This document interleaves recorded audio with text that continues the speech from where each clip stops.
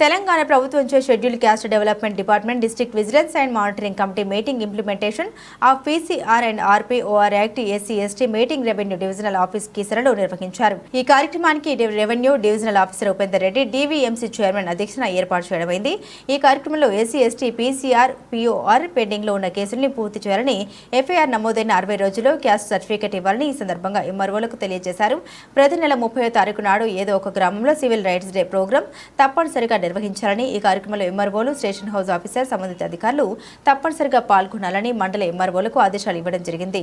ఈ కార్యక్రమంలో DVMC member B Venkateswarlu, ఏ ధనరాజు నాయక్, తాలక రాములు, అశోక్, అధికారులు ఏఎస్డబ్ల్యూఓ, పాండు, ఏసీపీలు, మల్కాజుగిరి మరియు కుషాయిగూడ, చక్రపాణి మహేష్, అన్ని మండలాల తహసీల్దార్లు, ఎంపీడీఓలు, కమిటీ మెంబర్లు తదితరులు పాల్గొన్నారు.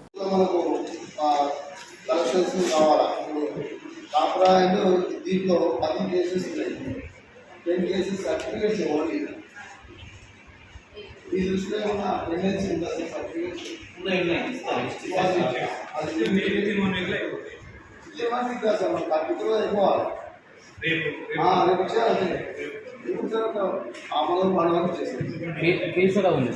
వాళ్ళకు ఎవరైతే డిస్క్రిమినేషన్ చూపడుతున్నారో వాళ్ళందరికీ కూడా ఏమైనా ఇబ్బందులు ఉంటే ఇబ్బందులన్నింటినీ కూడా మనం నోటీస్ తీసుకురావడం, నోటీస్ మన చేత అయితే ఆ మండల లెవెల్ కమిటీ చేత అయితే డిస్పోజ్ చేయడం, లేదంటే కలెక్టర్ గారికి లేకపోతే కన్సర్న్ పోలీస్ ఆఫీసర్కి రిపోర్ట్ చేసేసి మనం ఒక అస్యూరెన్స్ భరోసా ఇవ్వడం అనేది మన యొక్క ప్రభుత్వ అధికారుల మన యొక్క మెయిన్ ఎయిమ్.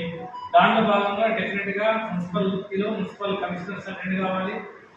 అదేవిధంగా రూరల్ అంతా అయిపోయింది దాదాపు, ఎన్ని రోజులతో తెలియదు, దాదాపు ఒక మెడ్చల్ అండ్ మన ఎంపీలో ఒకటే ఉన్నట్టుంది. ఎంపీడీఓలు, అదేవిధంగా ఎస్హెచ్ఓలు లేదంటే ఎస్ఐలు డెఫినెట్గా అటెండ్ కావాలి.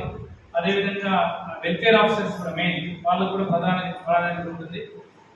అన్ని డిపార్ట్మెంట్ నుంచి వెల్ఫేర్ ఆఫీసర్స్ ఉంటారు. ఎస్సీ ఎస్టీ తర్వాత బీసీ వెల్ఫేర్ ఆఫీసర్స్ వాళ్ళు కూడా ఏమైనా ఉంటే వాళ్ళ వైపు నుంచి కూడా main SC ST welfare officers వాళ్ళు అటెండ్ కావాల్సి ఉంటుంది.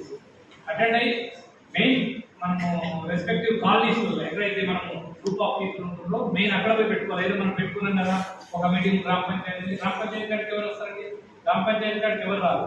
మనం ఒక విలేజ్ సెలెక్ట్ చేసుకుంటే ఆ విలేజ్లో ఏదైతే మనం ఎస్సీ ఎస్టీ కమ్యూనిటీస్ ఉండే ఎక్కువ పాపులేషన్ ఉండే లొకాలిటీలో కమ్యూనిటీ హాల్ను లేకపోతే ఒక చెట్టు కిందను మనము ఒక షాప్ వేసుకుని లేకపోతే టేబుల్ పూజ చేసుకుని మొబిలైజ్ చేసుకుంటే అక్కడ వచ్చేసి వాళ్ళు నేరుగా ఏమైనా సమస్య ఉంటే అడ్రస్ చేయగలుగుతారు.